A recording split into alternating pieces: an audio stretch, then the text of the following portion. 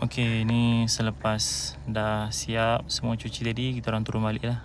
Turun balik ni jalan tadi lah yang aku naik tadi.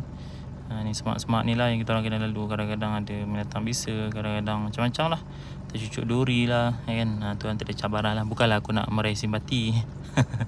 Lebih pada nak share pengalaman je. Seronok sebenarnya.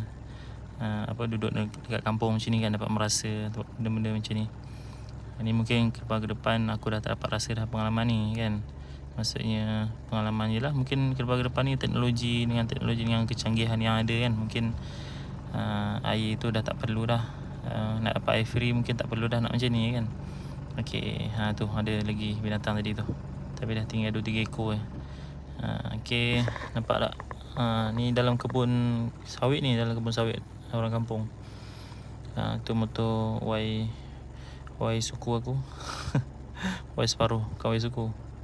Okey, lepas tu ni kita kena check lah kat bawah air tu sama ada dah lancar belum. Okey, maknanya dah lancar, dah tekanan dah kuat, pasir pun dah tak ada, barulah boleh sambung balik. Okey, budak ni dia berpengalaman lah untuk sama-sama pipe ni, jadi aku serah kat dia je. Ni kadang-kadang kalau belum bersih kena biarkan dulu, biar bersih.